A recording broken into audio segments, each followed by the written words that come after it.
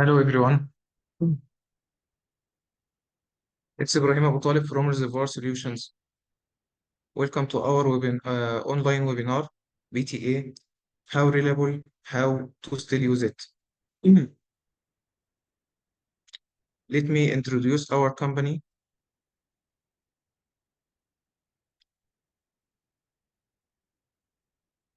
Reservoir Solutions is a company specialized in providing technical studies and courses for oil and gas companies and professionals. The company incorporates many professionals with diverse technical background related to oil and gas exploration and production.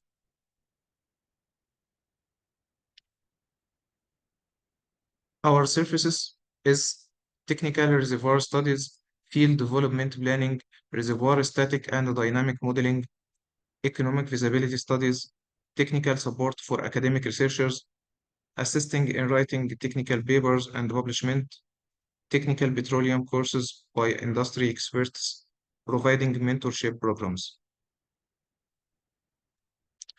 Our instructor, Mr. Ansari, he has 35 years of international experience in the field of reservoir engineering, and with the last 20 years, he was leading the team that manages the world's largest offshore gas condensate reservoir in Qatar. He has an Ansari model to his credit that was the first generation of mechanistic models developed to predict wellbore pressure drop. He has also been closely involved in the well and the network modeling and in its troubleshooting throughout his career. His passion to share knowledge took him around the world, delivering PTA courses in Australia, giving well modeling training in Mexico and Algeria, teaching petroleum engineering basics in the universities in Pakistan, Qatar, and UK. Our webinar rules is ask your questions in the chat box, mute your mic and camera, fill in the form which sent in the chat to get a webinar certificate. Join our Telegram channel for upcoming webinars and courses, and the link will be sent in the Zoom chat. Contact us via this mail and WhatsApp. Thank you. Mr. Ansari, you can share screen now.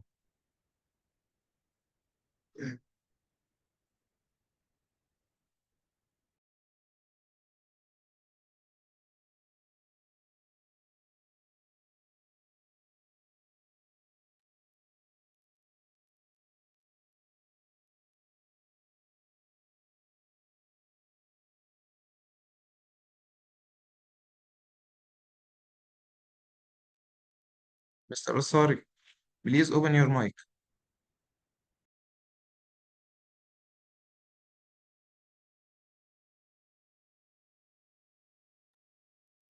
Okay, now you can hear me? Yes. Good, alhamdulillah. Okay, so welcome to all. I could see a big crowd there. And of course, it is hard to know what kind of a range of experience I'm talking to. And that is always a kind of challenge in such kind of seminars, because I prefer to go down to the level of the person with the least experience or least exposure. And at the same time, I don't want to kind of challenge the intelligence of those who are already experienced in this topic. But let me try to see how many I can take with me in my presentation. So coming back to the presentation, PTA, again, as a PTA name sounds, it is meant for the people who already know what PTA is. But just for the general knowledge, it is pressure transient analysis, which is kind of a well-tested analysis of the data which is collected downhole most of the time, and then we do a pressure transient analysis of that. So it is about that one. And my audience, I prefer, would be the one who have been using PTA for quite some time, or even those who are kind of a new to PTA, and they may take this as a information or a knowledge for them to be, when they get more involved into PTA, to understand the things which are mentioned here. Is it reliable? and if not, how we can make it usable. So that is the topic of my presentation today. Before going to the real matter, let me talk about something which I always prefer to have a discussion about, and that is safety first. So I will have a couple of slides just to take you through some of the safety topic which I have selected for this webinar. And of course, because so many audience are there, I'm sure that whatever safety movement I'm going to share will go a long way into all of those who are listening to this. So my safety topic is something which is close to heart to all of us, especially people who are working on the computer for a very long time, whether working from home, whether working on the desk, they have experienced this thing. And therefore, the most important part for us, common to all of us, is ergonomics. And that is what could be the right position when you are in the context of the work, when you are using computer or sitting in front of a desktop or even a laptop as I am sitting now. So all these dimensions are something which are copy pasted from the net, and you can always find it quite easily if you just search for ergonomics. But the idea here is to tell you what could be the right posture. And as I said, I have gone through 35 years of experience, and most of it was sitting in front of computer. So therefore, if I have not been careful on this, I must have developed some kind of a pain, some kind of a handicapped in my as a pain in my leg or hand or neck. And alhamdulillah, all those things are not there, which means I have been or I've been forced to follow this practice. And as I said, for the young engineers, it is something they have to follow and make sure that they are not sitting in front of the computer for a very long time. And if you're not sitting in the computer for a very long time, what you need to do, you need to do these kinds of exercises, even while sitting on your chair. And these kind of exercises make sure that your muscles are not kind of get stiff and they not get into a pain syndrome later on, which may cause something quite serious in the later part of anyone's life. So that is the message coming out from these two very quick slides. And that is what kind of exercises of neck, shoulder, back, hand, and legs you need to do in order to make sure that your blood circulation is on, your muscles are supple, they are kind of flexible enough for you to continue work, not just on that day, but all the days coming in the future. So good luck for that in terms of those who are sitting in front of computer for a very long time. So that is a safety topic. As I said, I hope that it will go a long way in the lives of the people who are listening to it. And that is the idea behind having a safety topic in front of that many audience. And that's of the purpose, inshallah. Moving on. So the topic which is going to be there is about the pressure transient analysis and why it is thought to be not reliable. And the second question is that if it's not reliable, what we need to do about it. So first part is that why it is considered to be not reliable, at least my experience is suggesting that. Maybe someone may disagree, but as I could see some quotes of more experienced people than me, and they have kind of a similar understanding on this topic.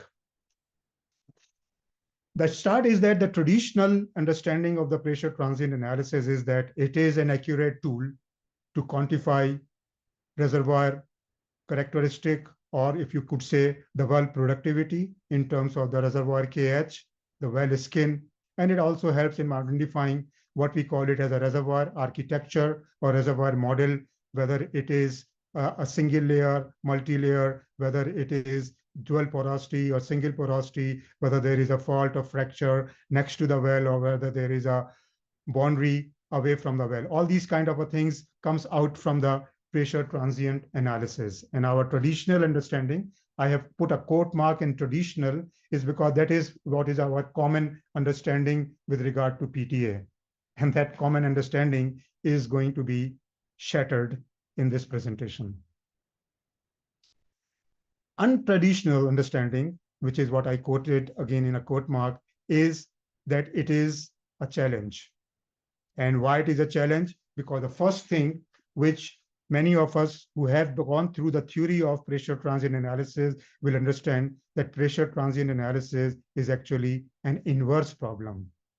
Mathematically, it is called inverse problem, The reason is that you have the output and you need to define the input. So it is kind of a reverse engineering.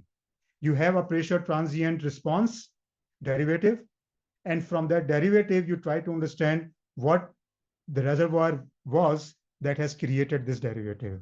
What is the architecture of the reservoir? What is the input KH of the reservoir? What is the input skin of the reservoir that has resulted in this derivative? So it is, in a way, a reverse engineering problem. And of course, reverse engineering anywhere can always lead you to multiple answers. And that is what we are going to cover, that if you know the output, you could have a number of sets of inputs that can still match that output. And that is where the non-uniqueness comes in, which I'm going to talk about in more detail in the later slides. So that is one kind of a challenge coming out from pressure transient analysis, that it is an inverse problem, reverse engineering. And because of that, the experts in a PTA have come up with these kinds of very categorical and very important statements, which we as a PTA user or PTA expert or even a PTA novice need to understand. And that is what is quoted here from a famous professor in Imperial College. PTA results could never be more accurate than values used as an input, an interpretation method, or a model adopted. As I was saying, that the results of the PTA cannot be any more accurate than what is input into the analysis, because output comes out and input has to be there in order to match that output. Another famous professor, who, if I heard correctly or remember correctly, was in Stanford, and he mentioned PTA interpretation is at best a guesstimate. The key word here is interpretation. Sorry, it is from Kappa book, and then from the professor, Dr. Remy Jr. The more I know about well testing, more I worry.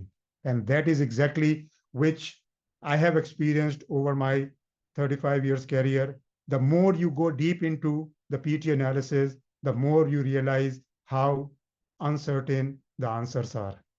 So therefore, you cannot just say that I got the right answer. You may say that I got one of the right answers.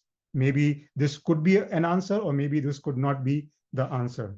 So that is where the PTA understanding, or the untraditional understanding of the pressure transient analysis stands. And something which I always say jokingly is that this is kind of a trade secret of a reservoir engineer. So if you are exposing this or mentioning that, of course, to the non-reservoir engineer, then of course, next time when you go and present your KH and skin to them, they will know what is a possible range and what things can go wrong in the interpretation given out by the reservoir engineer. But that is a fact of life, and we need to understand, and we need to pass on this accordingly as well. What else is there which is making this pressure transient analysis kind of unreliable, questionable, or full of uncertainty? And one is, of course, as mentioned earlier, is the inputs that has gone into that. Pressure transient analysis, as the name suggests, is about the pressure transients. So that means how accurate are the pressure transients? How accurate are the change in the pressure? Because that is what derivative is all about. It is a change in the change of pressure. So how accurate is the pressure measurement? How accurate is the change of that pressure measurement? And how accurate is the change of pressure? I mean, that defines how accurate the PTA results would be. The other thing is, of course, with regard to the response, and that is something going to be covered in the next slide as well, is that the response that is coming out, as I said, it is output, the derivative. The derivative is made up of many things which have gone in the reservoir and even in the wellbore, and they have all lumped into a single derivative. So the question is, can we pick and choose? Can we kind of remove the effect of individual effect that is making its way into the combined construction of the derivative? And of course, the answer is not easy, or not necessarily successfully. And the third thing, which is again a mathematical thing, is that you have more unknowns than knowns. In other words, the number of equations which are used to solve the pressure transient analysis are less than the number of unknowns that you are trying to get from those set of equations, which in the mathematical world is called underdetermined problem.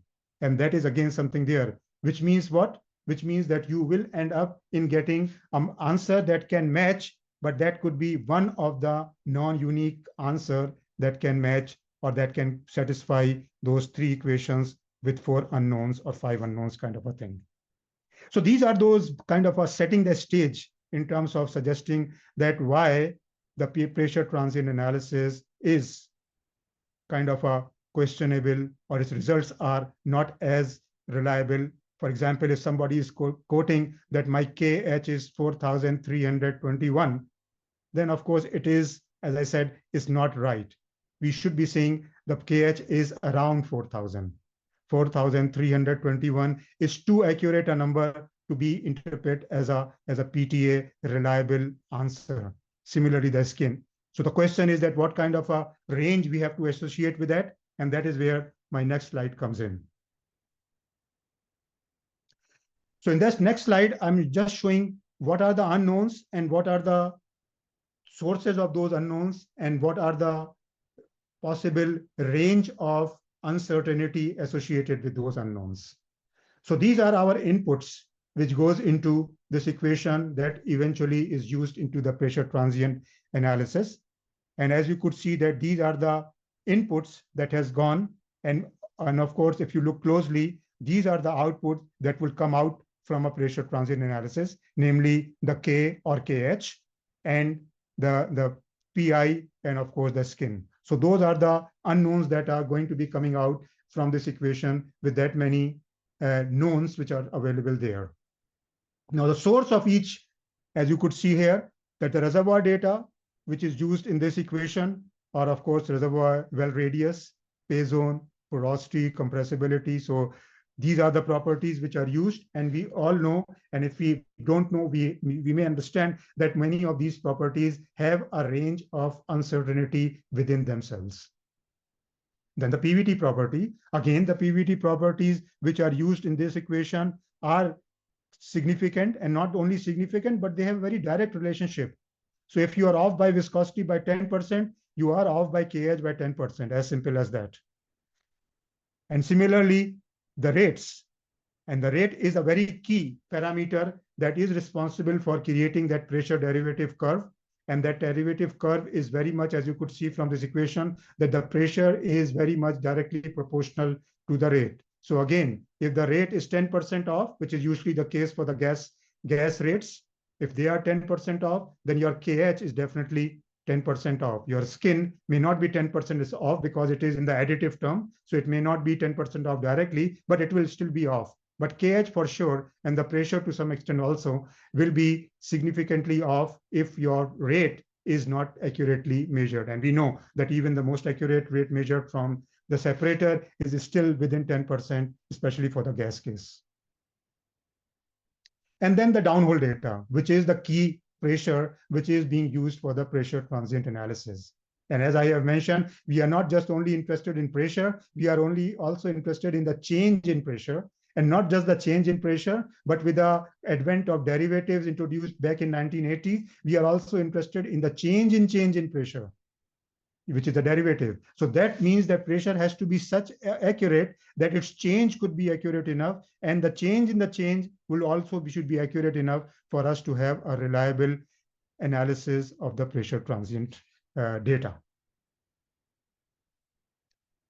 And then lastly, the thing which is practically experienced, not mentioned in the theory or not mentioned in the textbook, is that the rate data is always coming out from a different file or from a different source, and the pressure data, which is coming from the downhole gauge, always come from a different source.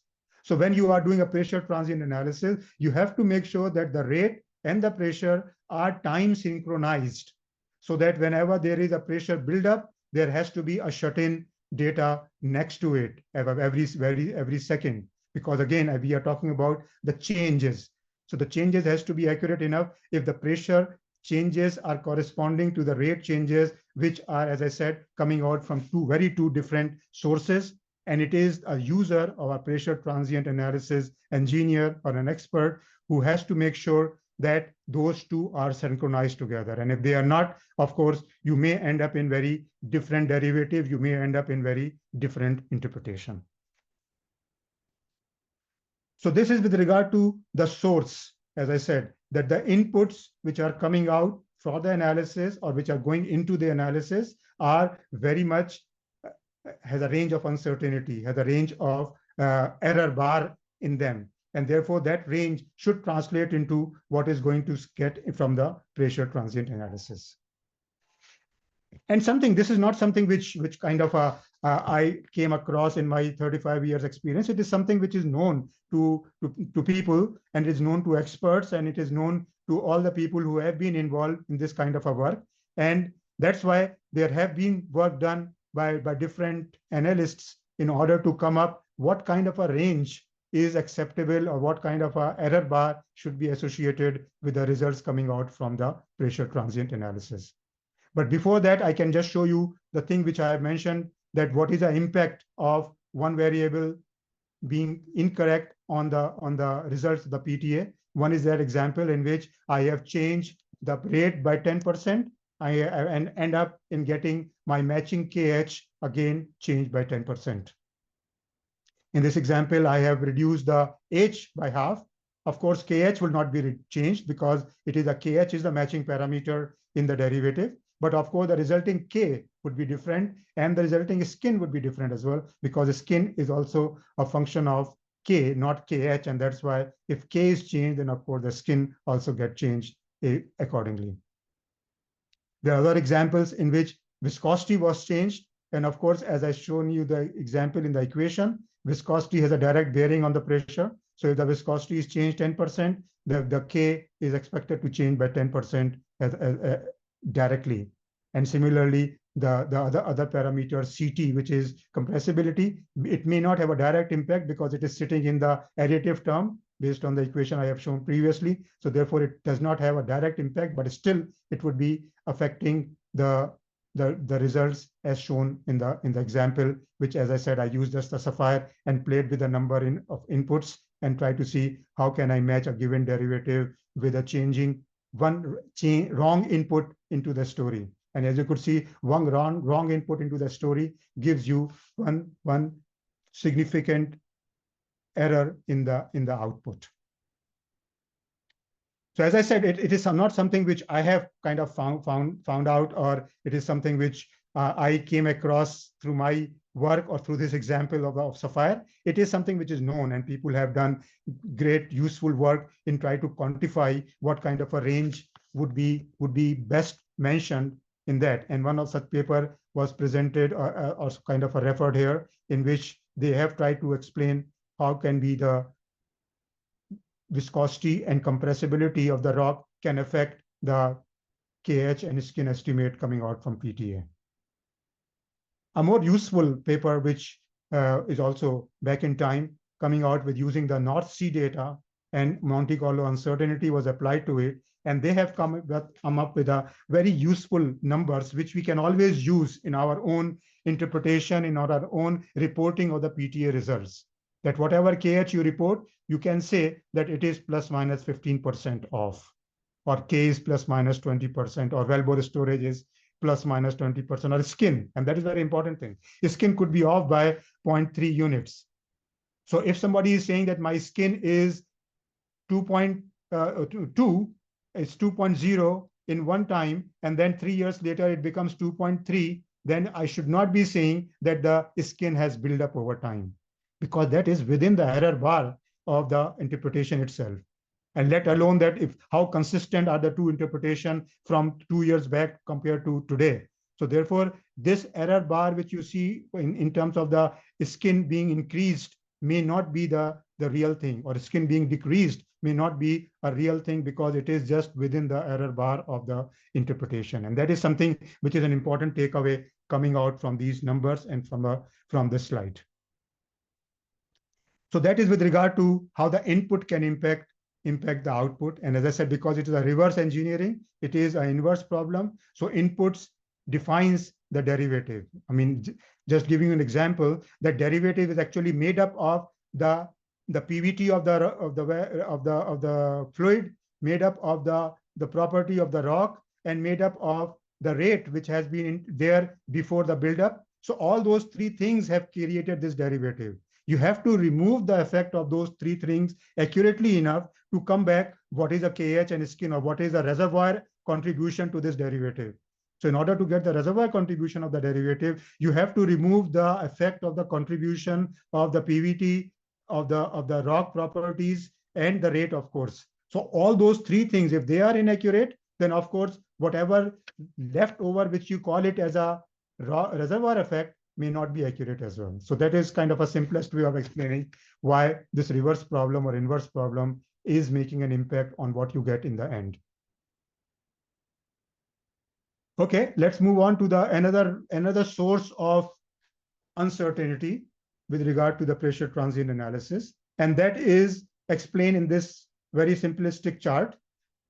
So this is a very typical derivative, which we usually classify as early time response, middle time response, and late time response. And of course, in the textbook, you will see what you would expect to see in the middle time, what you expect to see in the late time, and if the middle time if it's a fracture reservoir or a dual porosity, you will see one kind of a response in the derivative. And if it is kind of a two-layer, you will see another kind of a response on the derivative. And similarly, if it's a horizontal value, you will see a different kind of a response on the derivative. Similarly, the early time, and similarly the late time, if it is a close fracture, if it's a close boundary, if it is a pressure boundary, it is one boundary or two boundaries, or there are close all around, you will see a different response, and so on and so forth. What it does not tell you, the textbook, is that even the early time could have a multiple response lumped together. And that is possible, that you have a well-bore response, and on top of that, you also have a partial penetration response. You could have a deviated well response. All those are coming kind of in early time or a beginning of the middle time, and they are all lumped together. So it is not possible that when you see a derivative, you can say it is only the partial penetration. It is only the stimulation effect. It is only the damage effect, or it is only the fracture cutting through or well cutting through the fracture, because it could be all together. It could be all of them in one go. So therefore, in textbook may say one derivative represent one kind of a response, but in reality, it could be multiple responses lumped together. And same applies to the middle time, because middle time, of course, again, your charts, your derivative reference charts, which are hanging in someone's office, you could see that in that it will tell you that if it is the dual porosity, this will be the response. If it is a multi-layer, this would be the response. But what if it is 3 or 2 effects altogether? What kind of a response with that one? But of course, you cannot get that response altogether, because it will be kind of lumped together, and you don't know which one is taking the lead or which one is dominating. So therefore, a derivative, when it appears, in theory, you could say that it is this response or that response, but the question is it really that response, or is it a mixture of the two response, or is it something which is well-bore storage eating up some of the middle time, or whether it is a boundary eating up some of the middle time, and so on, as we could see in the next examples. And same applies with the boundary effect as well, that you could say that this is a boundary effect which could be representing a fault some distance away, or it could be something else. It could be a two-layer response, and of course, it is coming back to that. It could be a late dual porosity response, and it is coming back to that new flat line, and all these kind of things, or a radial composite as well. So it is very difficult to say that it is a purely one kind of a reservoir architecture that is creating this kind of a response. There could be a multiple possibilities, and that is where we said that it is something to do with a matching of the model, or coming up with the right model. So first of all, as we said, there is an issue with regard to the input data. And the next we are saying that there is an issue with regard to what model fits well, and what model fits is the right model to be used. Of course, I'm creating a negative picture so far. So we will move on to see that how this negative picture can still be used by us in order to get what we want to get from the pressure transient analysis. But for that, you have to bear with me for a couple of more slides to see the downside or to see the uncertainty associated with pressure transient analysis. Okay, so moving on to that one, these are the examples of, as I said, these are the examples of let me move myself out of the way. So these are the examples in which I was showing that this is the true response on the left, and then this response is masked by the well-bore storage. So when the well-bore storage took over, it looks like it is a flat derivative, and you end up in getting a simple KH and skin out of that. But actually, it was a dual porosity, and it was sitting there, but it disappeared because of the masked by the well-bore storage. So you end up in a model which is different from reality. But the thing which will be useful later on as well is that despite the model being not exactly what the reservoir architecture has been, but you still be able to get your pressure match with a new combination of KH and skin as a radial homogeneous. And we'll talk about that later, because that is the key of utilizing pressure transient analysis. This is another example in which we have a limited entry model. And again, it is lumped. And if you don't use a limited entry model and you just use it as a radial homogeneous radial model, you will still be able to match the derivative. You will still be able to match what you could see as a pressure response, but you end up in getting a very different skin or a mechanical skin, which comes out to be 1.8, whereas actually it is -3. And the reason is because we have lumped the limited entry response into that, and therefore it seems that the well is damaged, whereas it is actually not damaged. It is actually has a good mechanical skin, but because of the limited entry effect, its overall effect is that it is showing you the skin of 1.8. But again, the pressure response which is there is matching even with this kind of a wrong model, but still it is matching that, and that is the key which is going to be talked about in the later slides.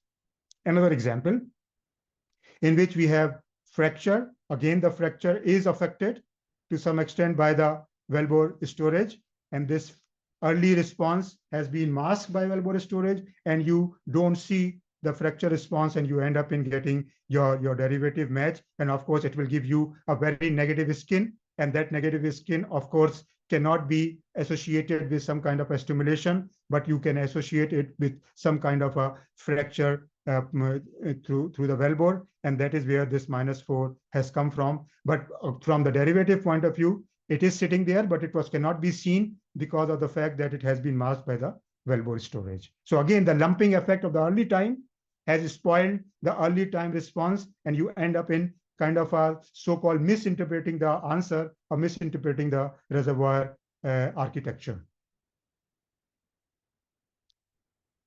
Let's go quickly because the idea is same. I'm showing 3 more examples, and in which the middle time is being masked by either the late time or early time extending beyond that, as a case in the second case in which I have the well-bore storage kind of eating up the middle time, or you could have some other response which is eating up the middle time, or you could have a boundary effect which is coming much earlier and it is eating up the middle time, so you are not able to pick up the middle time in your response. So that is, again, as I said, the middle time is a lumped effect of possible 2 or more phenomena or 2 or more reservoir architecture behavior, and you may end up in kind of lumping them together or seeing them as lumped effect, and you will not be able to kind of single out one effect from the other.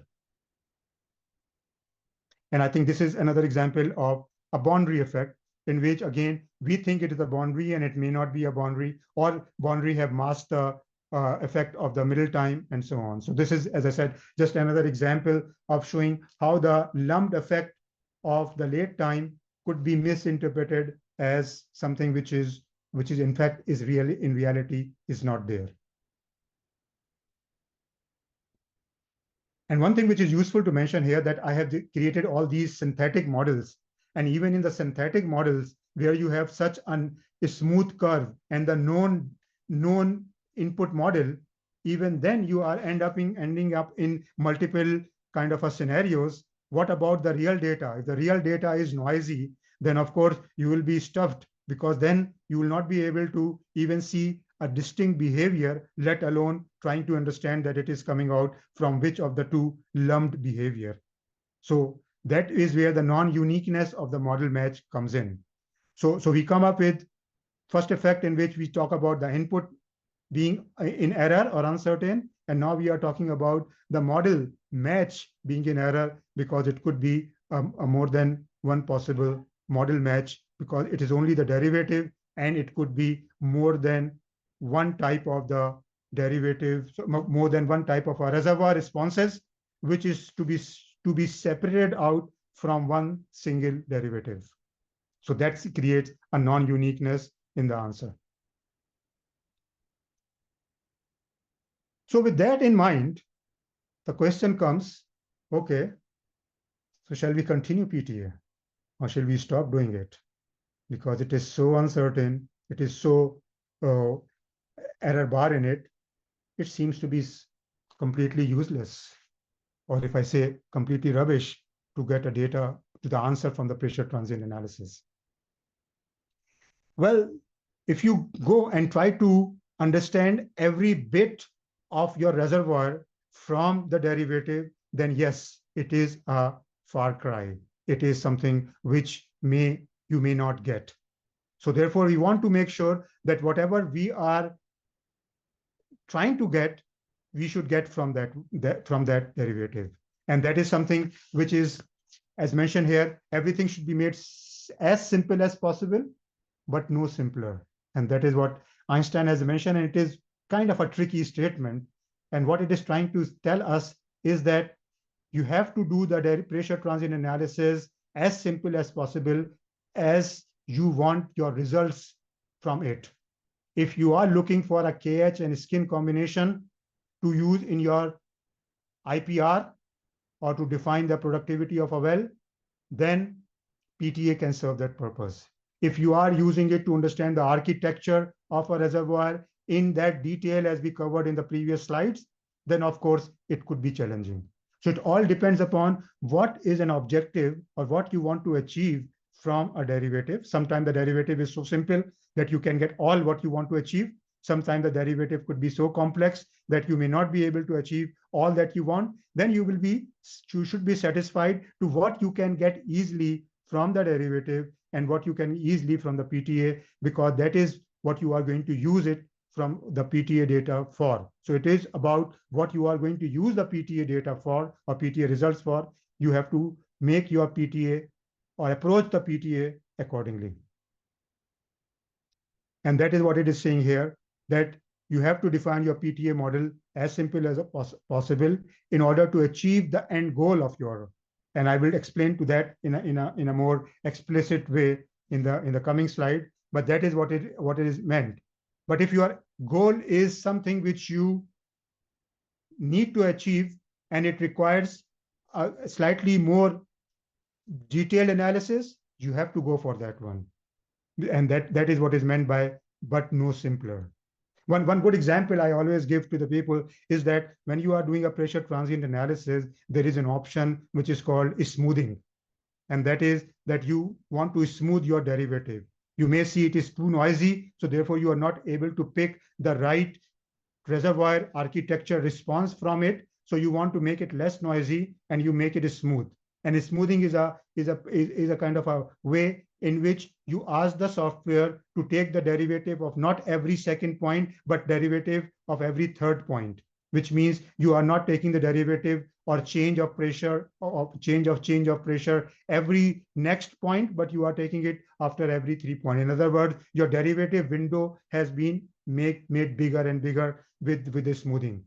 Now, if you over smooth the data, you may end up in smoothing the derivative to such an extent that you even lose the reservoir response coming out from that derivative. So that is called oversimplifying, because you are removing the noise only, but you may end up in removing the actual derivative response, which was the objective of your smoothing or removing the noise. And you may end up in doing that. So that is what is meant by not any simpler. So you have to make sure that you are removing the noise, but not removing the derivative or reservoir response in the derivative. So that is what is meant by make it as simple as possible, but no simpler. And then other thing which is important, and that is where those previous slides have come in, that you may end up in having a multiple possibilities of matching a derivative with a reservoir architecture. Now the question is, which one of the reservoir architectures that you have matched is the right one? And of course, derivative alone, the pressure transient data alone is, or a well test alone is not going to answer that. For that, you have to rely on the other data sets, geology, regional behavior, well performance from this well compared to the neighboring well or a similar well. All these has to be taken into consideration in order to zoom in to the right possible answer. Again, possible answer, the right possible answer by kind of looking into the other set of data. I mean, I know certain reservoir engineers who just want to work in isolation, do take the pressure transient, well test data, and come up with a match. And they come up with a boundary, they come up with a fracture or fault. But when you consult the geology, you consult the petrophysics, there is no fracture, there is no fault in the anywhere in the region. You may end up in saying, oh, it is not seen because the seismic resolution does not see it, but I am seeing it in my model. But the thing is that it has to be supported by some kind of a description from the geology, some kind of a description available from petrophysics or geophysics and so on, or even from the behavior of the wells next door. All these things has to be looked into holistically in order to come up with a pressure transient analysis results. Results purely based on the pressure transient own analysis is not reliable, and the reason we have already cited quite a lot in the previous slides. Take one example in which I'm only interested in getting KH in skin so that I can use it in a well modeling tool, for Prosper. So in the Prosper, I need K skin or even the rate dependent skin, and of course the pressure. All those four things I need to know. And I can get all those four things from my derivative. If the derivative has a kind of a fairly flat, or even if not flat derivative, I can still get all these values if I have a multiple rate before the shut-in. I'm not very keen in knowing what kind of a wellbore storage has happened, what kind of a limited entry is there, because all those things are kind of a very early time behavior, and my Prosper or my well is going to behave for the number of days. So I'm looking at what the well is going to do three days later, or 5 days later, or 1 month later, or during 1 month. So I'm more interested in what is happening at the late time, and late time derivative I can pick my KH skin and DSDQ if available. And those are the numbers which I'm going to use, because those are the numbers which are going to give me what I want for my well modeling or well performance data. Take an example from here. It's a 2-layer model with boundary. Again, a synthetic model. And this is the match of a very perfect match of the pressure response, as we call it as a pressure overview plot or a pressure history plot in the software. And it could see that it has all very well matched. All the endpoints are very well matched, or even the whole derivative is very, not derivative, the whole pressure response is very well matched for all the flow periods, and of course for the buildup. Now, if I match this derivative with a simple radial homogeneous infinite acting model, and putting my KH right at the bottom of the derivative, without worrying about that it is a 2-layer model with a boundary, I can get this kind of a numbers in the match. As you could see, I get a very different KH, very different skin, and to some extent very similar, different DSDQ as well. And if I look at the match of a pressure, it is also as perfect as the first one.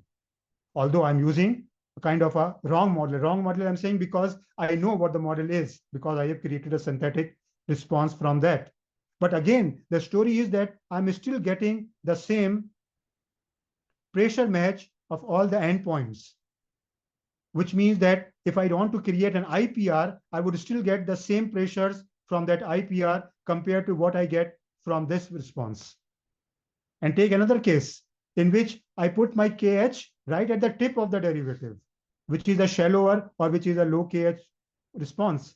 And even then, I get a very similar endpoint match, although this is not matching, and similarly, this is not matching, but this is not important for my IPR. And that is what I meant by my end goal. My end goal is not about how well I can match the early response of my well. I'm more interested in how well I can match the late response of my well, because that is where my IPR, my pseudo steady state or steady state IPR is going to rely upon. So therefore, if I get this combination of KH and skin in my Prosper file, I will get the same IPR as I get from here or as I get from here. So therefore, I don't have to worry about what this shape looks like. If my objective is not to go into the reservoir architecture, my objective is what would the KH and skin I should use in my IPR to be used in Prosper or a similar tool. So again, that is what I meant by what objective you have in mind. So make your analysis simple with relative to that objective, as simple as the objective is dictating you. However, of course, it has a range of KH. So which KH is right, 7,000 or 4,500? Well, for that, you have to kind of see how the neighboring wells in a similar reservoir has behaved and to give you an idea about, because K is a property of the reservoir. So therefore, a K comparison is useful. Sometimes people compare the skin of a neighboring well and say how comparable they are. And that should not be the case, because the skin is not a completely a reservoir behavior. It is also how the well has been completed. So if the way the well has been completed, the way the well has been damaged, the way the well has been stimulated is different from one well to the neighboring well, you do expect the skin to be different, but not the KH has to be comparable if the reservoir is somewhat homogeneous or not hugely heterogeneous. So therefore, if you want to make sure that 4,500 in this case is the right number or 7,000 the right number, the best way is to see how the regional K is dictated, and then you will decide that this is a better number compared to the other number based on the neighboring wells. Again, using the data beyond PTA, and that is a key thing. Use the data beyond PTA to zoom into the right answer. Another example, and that is quite common example. And for example, this is a slanted well and it has a 60-degree angle. But without using this information, I went up and I made it a vertical well. And a vertical well, and I said it's a vertical well, and I'm still able to match it quite well. But the skin number is different. Not hugely different, but it is different. And if I change the angle to something bigger, then of course this skin number would be very different from what I chose compared to what it was. And of course, this is because of the fact that I have kind of not considering the effect of a slant well into the story. And I end up in getting a very negative skin. And because of the negative skin in the vertical case, I may say that I have done a good stimulation job if the stimulation job has been done on that. But if you consider it as slant well, then you end up in getting a skin of 3. And that is suggesting that actually I have not been able to properly stimulate this well. Skin only went down from whatever value it was to 3, not even to negative. And that is kind of a thing that if I am interested in knowing the effectiveness of my stimulation, I should be using a slant well, not a vertical well.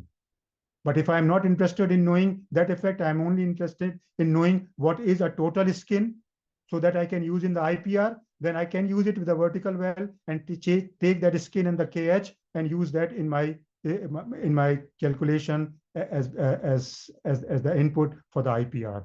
And still it will be giving me the same IPR curve or the same endpoints of on the IPR. Another example, limited entry. So this is a limited entry actual response, and it has a mechanical skin of minus 3.3. But because of the limited entry, I kind of said, no, it is not limited entry. And I don't know about that limited entry story. And I use it as a fully open reservoir.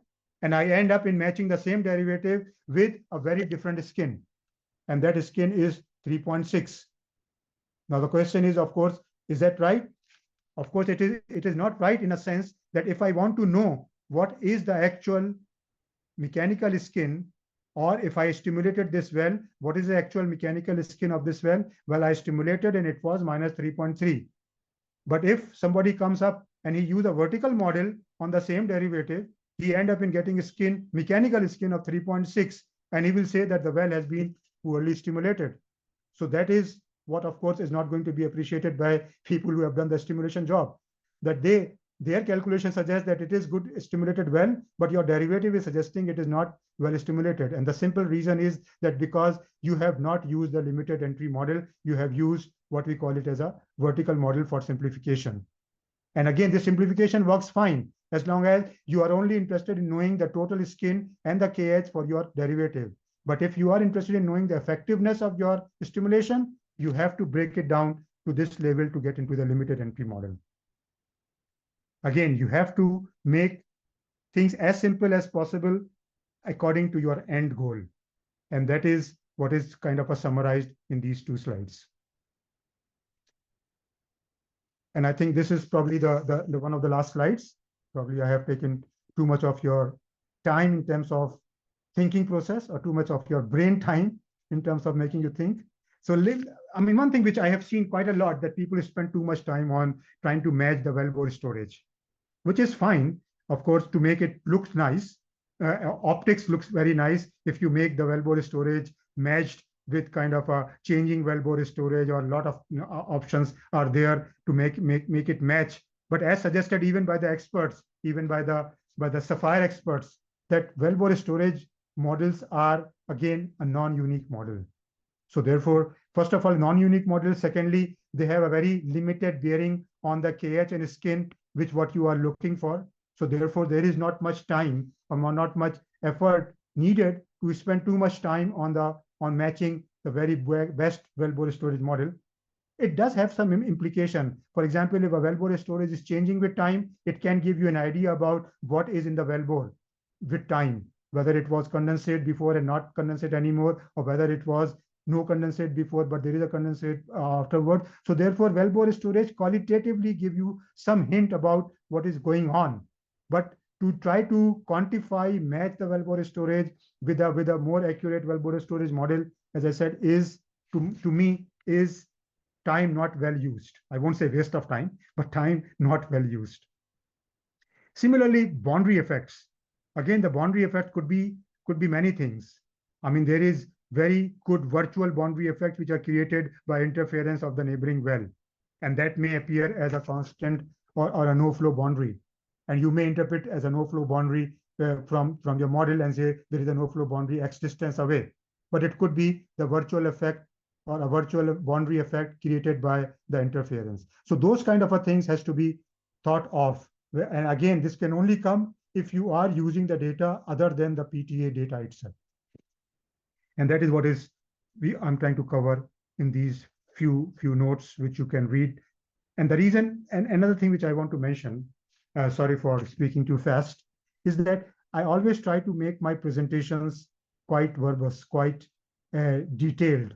And the reason is that I want to make the presentations kind of independent of the presenter, which means that you don't need a presenter to be there when you are presenting a presentation, especially of such a topic and for such an audience. So that, as somebody was asking me, that is this presentation will be available, and definitely it will be available, so that you can run through this presentation even without me there in a voice to explain to you the points. And that's why each of these points are very much descriptive, which is an untraditional or unconventional PowerPoint presentations. Because conventional PowerPoint presentations, people say it has to be 6x6.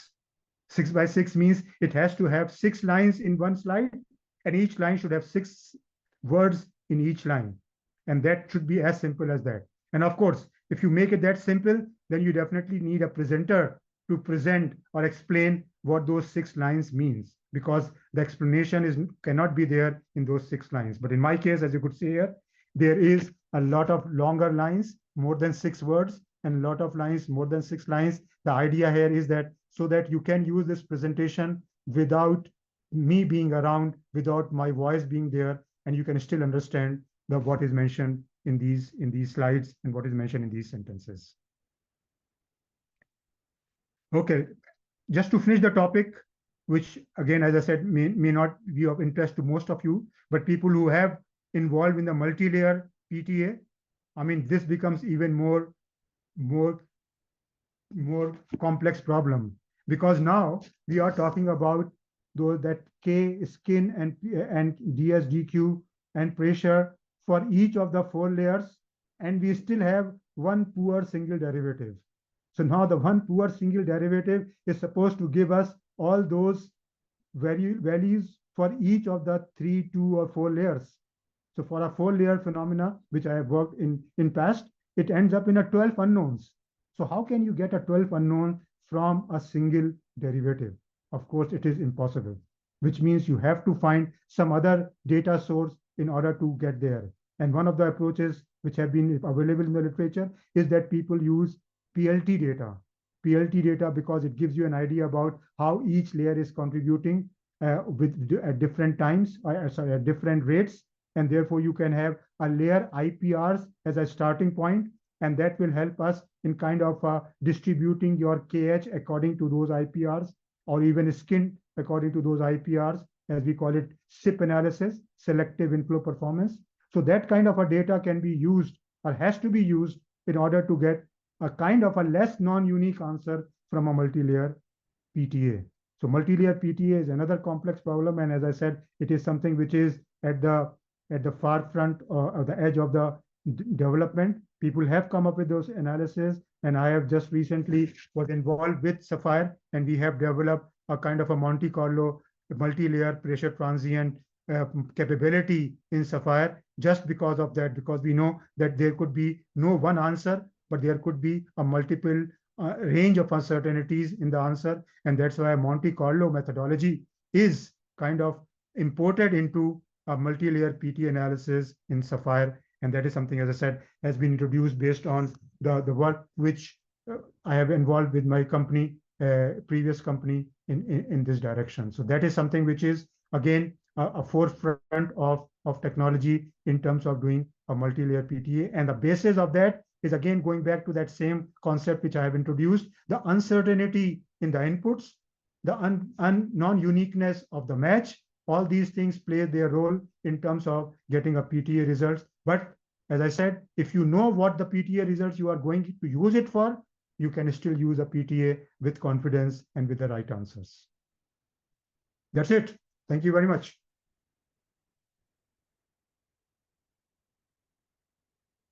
Will I stop sharing, or what's the idea?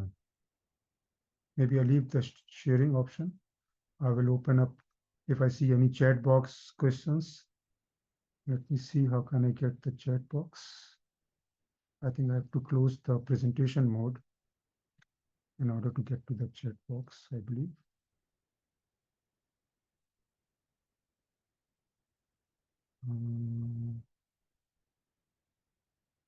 Can anybody help me with regard to the chat box? Because I could not see it here.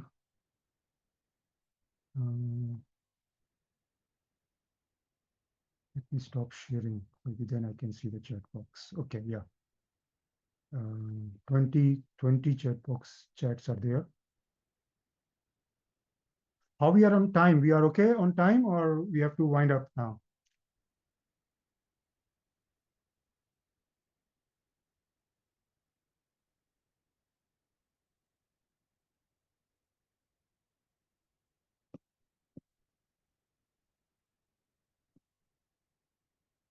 Okay, there is a link mentioned. There is slide question, certificate question. Okay. Okay.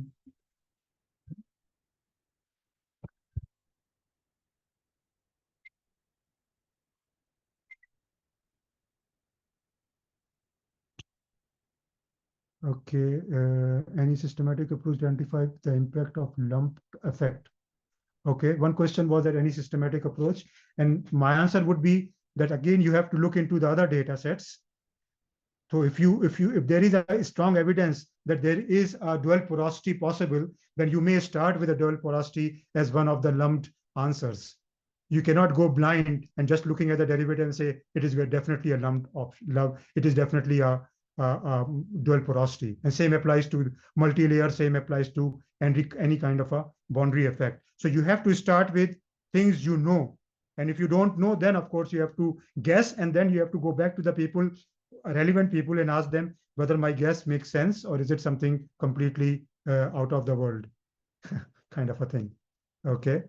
I think that's the only question I could see in terms of the one which needs my answer.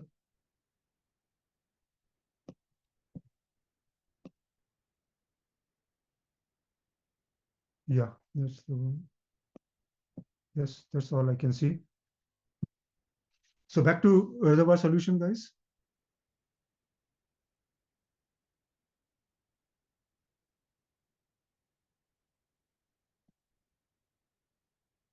Hello.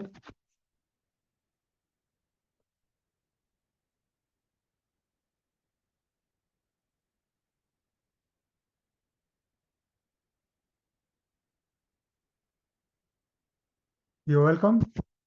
What is your opinion regarding deconvolution to remove the noise effect? Yeah, deconvolution is also a possibility, but as I said, I'm not concentrating on the noise effect. I'm just concentrating on a multiple lumped effect, which is not the noise, but definitely the effect of multiple things happening at the same time. Okay, I got some more questions here. Let me go back up. What is your opinion? Okay.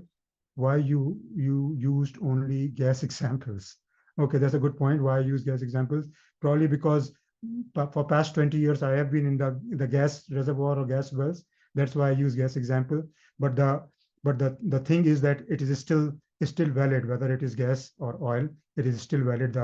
The reverse problem or the inverse problem is still valid because it is a PTA thing. And similarly, the model match is also very much a non-unique problem, irrespective of whether it is a gas or oil. Examples, yes, you are right. You might say that maybe I will see differently. The answer is no. You will still see the same similar kind of a behavior or effect as I'm showing here conceptually. Okay, what else is there? Okay, I don't see any more questions. Okay, is there any difference between dual porosity and dual permeability model? Well, it all depends upon how big is the porosity difference or how big is a permeability difference. I mean, and that is where it dominates. Dual porosity, as the name suggests, is that first you have a matrix, and then you have first you have fracture, and then you have a matrix. So therefore, you see a dip in the derivative and then rise, and that is only because the artifact that the fracture sees a matrix and it suddenly sees a constant pressure response, which is what you see as a dip, and then it realizes, it is a finite reservoir, so it moves back up and so on. Whereas in case of a dual permeability, you definitely see a kind of a two permeability response, which could be a distinct or which could be kind of a merge into each other, depending upon how big the difference is. So they may appear very similar, but as I said, you have to rely on the information from the geology or from the region, that whether there is a dual porosity in existence, whether there is a fracture system in addition to the matrix that could be responsible for dual porosity as a more likely model.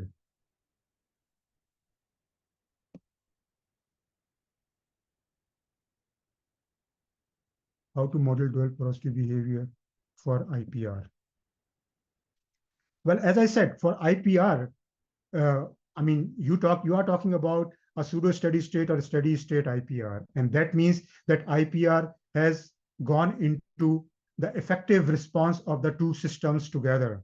And that effective response is translated into the final flat KH and the corresponding skin.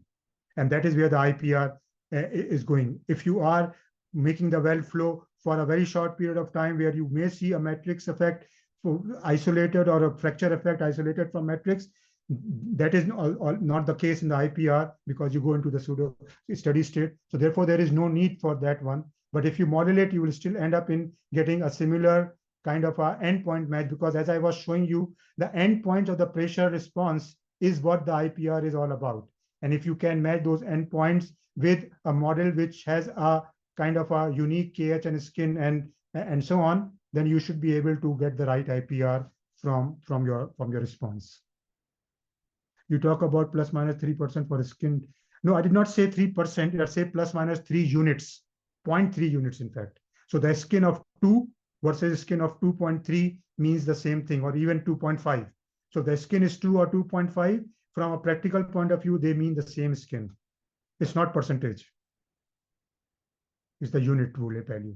Because skin does not have a unit, so that's why I'm saying unit value. More of the PTA I went through where there is not enough time to reach reservoir boundary. So what is your recommendation regarding this? Of course, if you don't see a boundary, you don't see a boundary. That's it. The only thing which people have been using, and that is something which is not an exact science, but something which is there available in the software, and that is what they call it is a deconvolution methodology, in which you combine all the previous flow periods, and you may end up in seeing a kind of a response of the reservoir beyond just the buildup response. And that is something people have been using it to see a boundary beyond the buildup.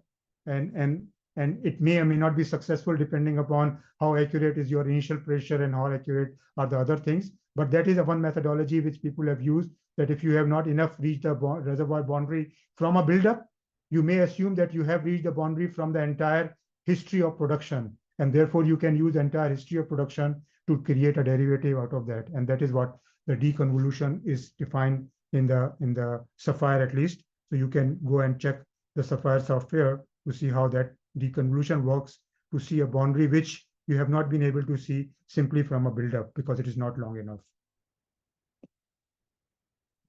Okay, what else? So do you think that the Kappa company is in line with your suggestion regarding the late time interpretation of boundary detection? I'm not sure what is meant by in line with my suggestion regarding late time interpretation.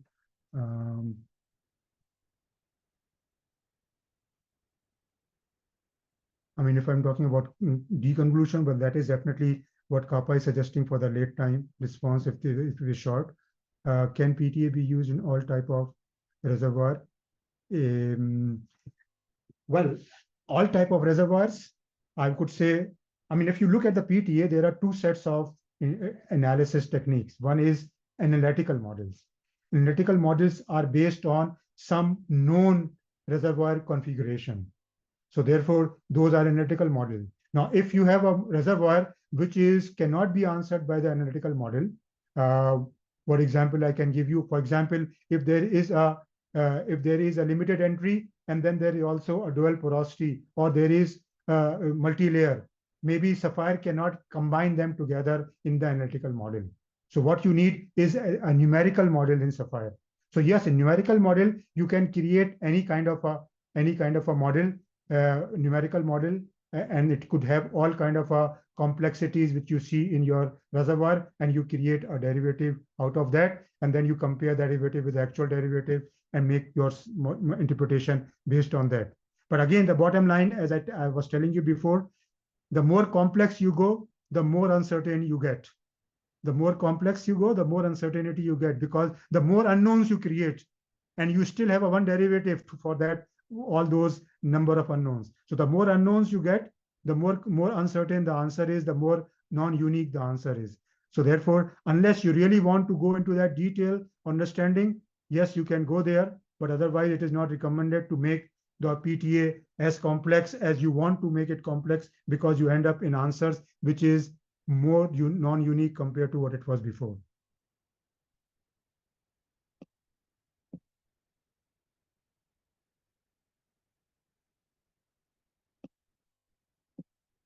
Okay, let me see if any other questions I left answered. And again, I am available on LinkedIn. So if you have any other question, without taking much of the time of all the people, I mean, we can always have a discussion there on the LinkedIn.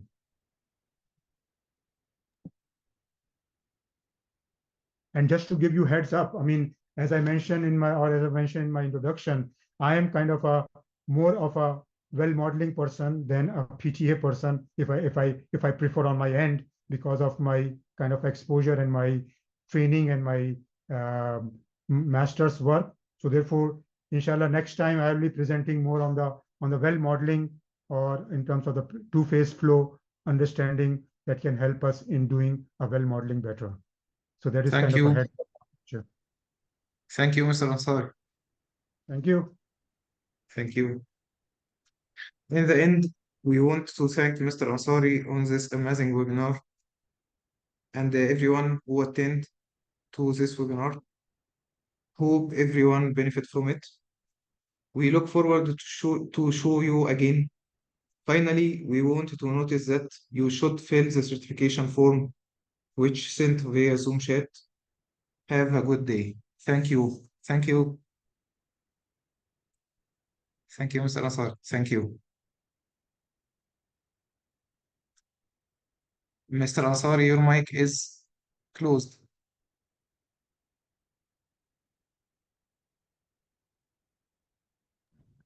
Okay, yeah, I'm just saying thank you very much for the hosting the session, and thank you for the audience for being so engaged, although quiet, but very well engaged in the presentation. Thank you very much. Okay, thank you. Thank you, Mr. Thank you. Goodbye. Goodbye.